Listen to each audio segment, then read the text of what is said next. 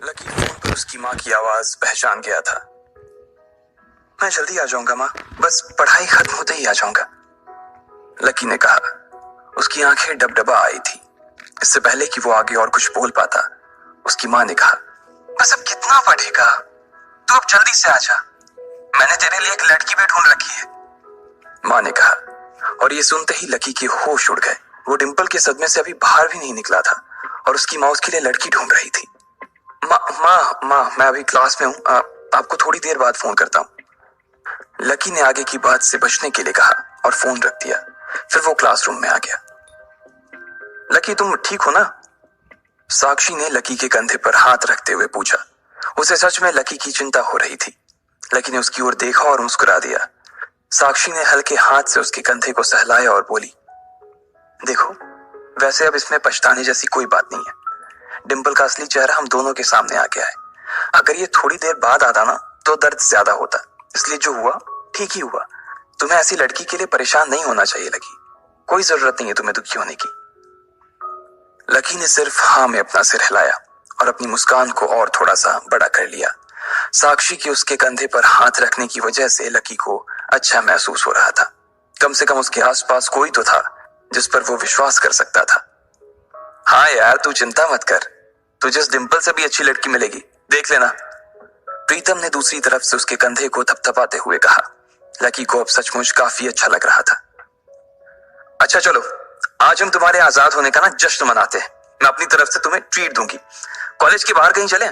Canteen का खा खा करना मैं बोर हो गई हूँ, साक्षी ने कहा। हाँ यार कैंटीन से तो मैं भी बोर हो गया हूँ, प्रीतम ने कहा। साक्षी ने उसे घूर कर देखा और बोली, अबे तुम्हें कौन ले जा रहा है? ये सुनते ही प्रीतम को झटका सा लग गया।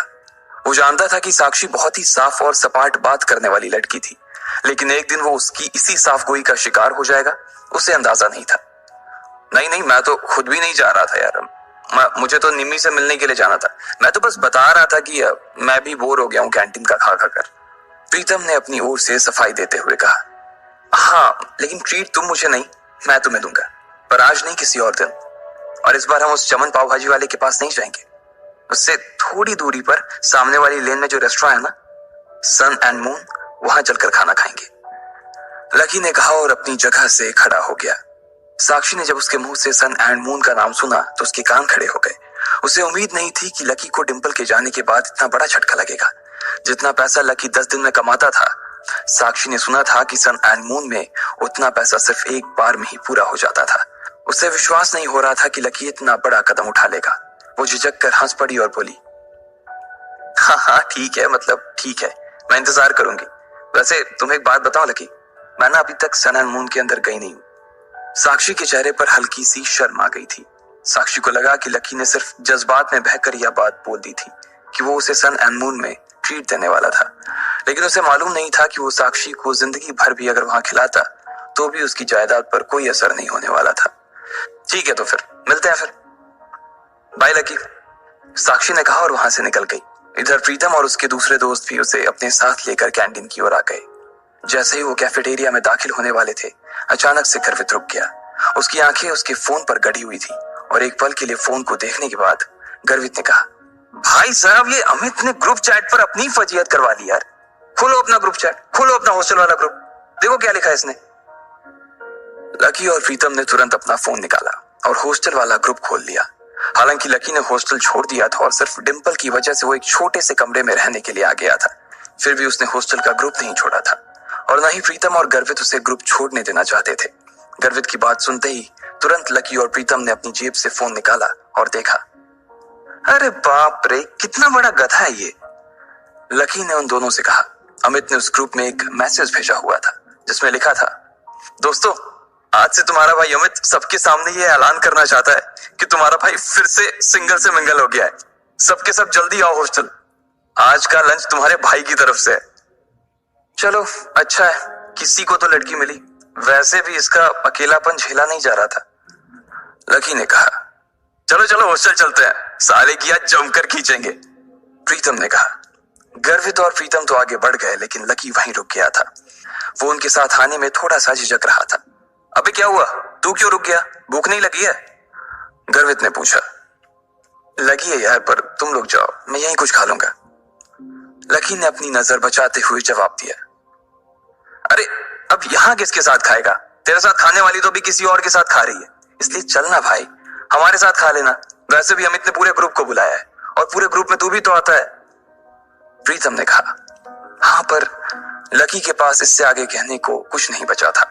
उसका मन तो उन दोनों के साथ जाने का बहुत कर रहा था, पर वो फिर से हॉस्टल नहीं जाना चाहता था। अब वो हॉस्टल का हिस्सा नहीं रह गया था, इसलिए उसे लग रहा था कि वहां खाना ठीक नहीं था। भाई मुझे मालूम है तू क्या सोच रहा है, लेकिन तुझे मालूम है कि हम क्या सोच रहे हैं? गर्वित ने कहा। क्या सोच रहा? लकी ने उत्साह में पूछा। प्रीतम और गर्वित दोनों मुस्कुराने लगे और लकी को देखकर बोले, आज के आज ही हम तेरा कमरा खाली कर देंगे। गर्वित ने कहा। क्यों क्यों खाली कर दोगे? लकी ने पूछा। क्योंकि तू फिर से हमारे साथ रहने के लिए आने वाला है साले। प्रीतम ने खुशी से उसके कंधे पर हाथ रखा और उसे खींचकर अपने साथ लाने लगा। लकी ये बात सुनकर खुश हो गया था। उसे लग रहा था कि डिंपल के जाने के बाद उस कमरे में वो अकेला हो जाएगा, लेकिन जब उसके ये दोस्त जिंदा थे तब तक वो उसे अकेले नहीं छोड़ने वाले थे। थैंक्स यार, तुम लोग हो तो मैं। इसके आगे लकी कुछ कह नहीं पा रहा था, लेकिन उसकी आंखों में दोस्तों के लिए प्यार साफ नजर आ रहा था। थोड़ी देर बाद जब वो तीनों हॉस्टल पहुंचे तो उन्होंने देखा कि एक लड़का और एक लड़की एक साथ एक पलंग पर हाथ पकड़कर बैठे हुए हैं। अरे अरे तुम लोग वापस आ गए?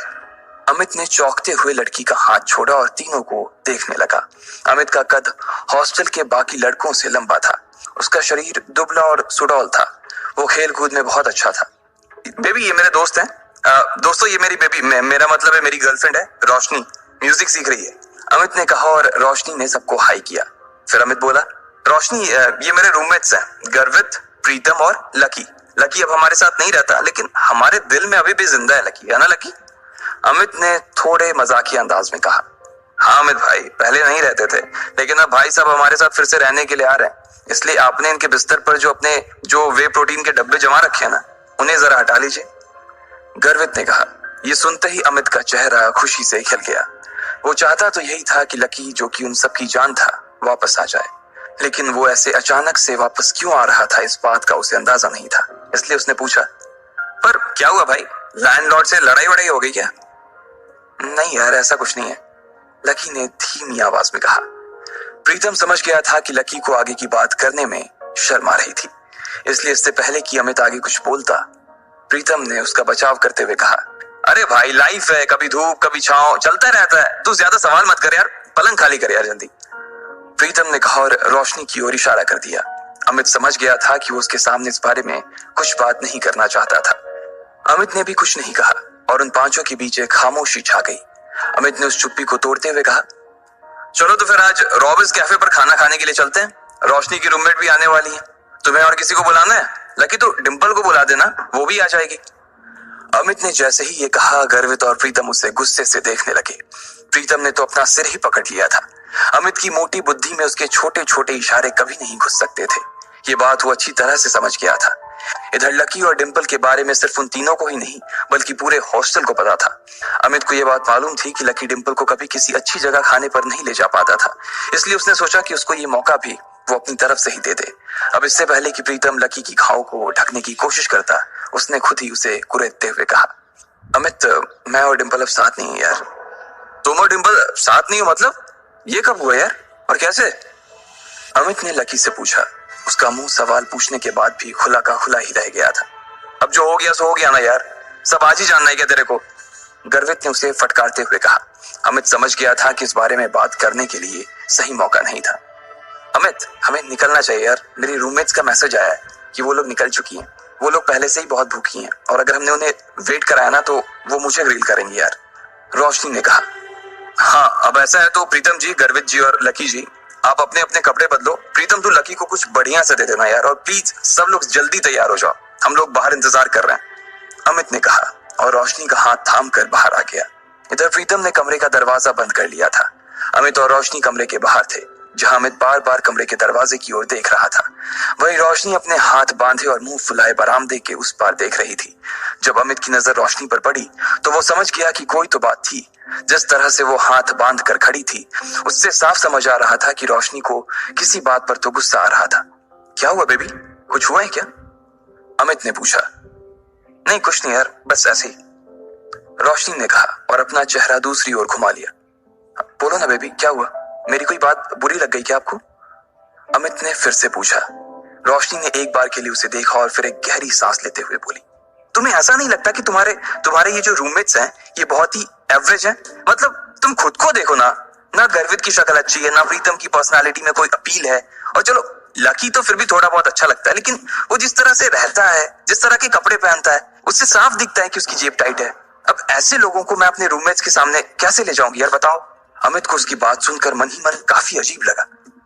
हम सिर्फ खाना खाने ही तो जा रहे हैं, हम कोई ब्लाइंड डेट थोड़ी सेट कर रहे हैं इनकी और तुम्हारे रूममेट्स के बीच, तो तुम फिर इतना परेशान क्यों हो रही हो? तुम्हें ऐसा लग रहा है कि मेरे रूममेट बाहर इतनी दूर इतनी धूप में सिर्फ खाने के लिए आ रही हैं? अमित तुम सच में डम्ब हो। अरे उन्होंने भले ही मेरे फेस पर ये बात ना कही हो, लेकिन मैं जानती हूँ ना कि वो सिर्फ तुम्हारे रूममेट्स के लिए मिलने आ रही हैं। क्या पता किसी को कोई पसंद आ जाए तो। मैंने तुम्हारी फोटो दिखाई थी, तुम्हें देखते ही सबकी जुबान ऐसे ही लप होने लगी थी और उन्हें लगा कि तुम्हारे रूममेट्स भी तुम्हारे जैसे ही होंगे, इसलिए वो भी मुझे उन सबको भी खाने पर लाने के लिए कह रही थी।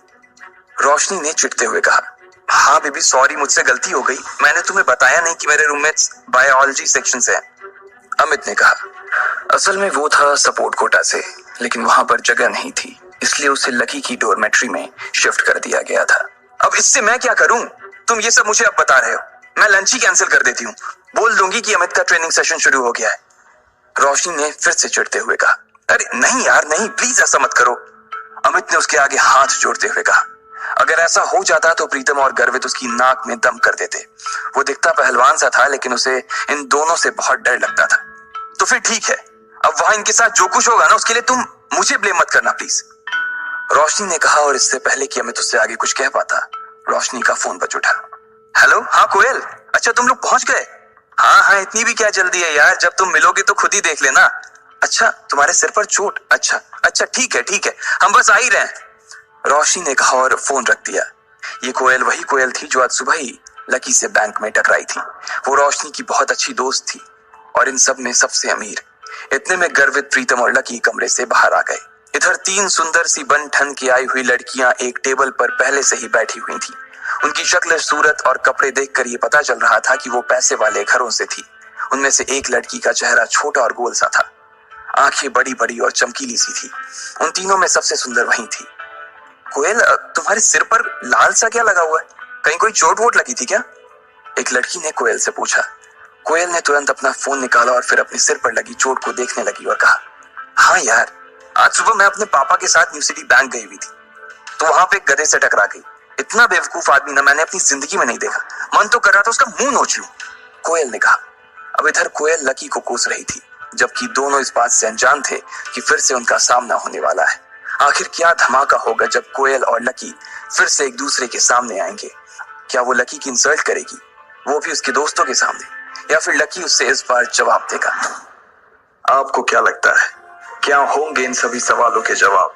कमेंट बॉक्स में कमेंट करके जरूर बताएं और सभी सवालों के जवाब को जानने के लिए सुनते रहिए इंस्टा मिलियनेयर सिर्फ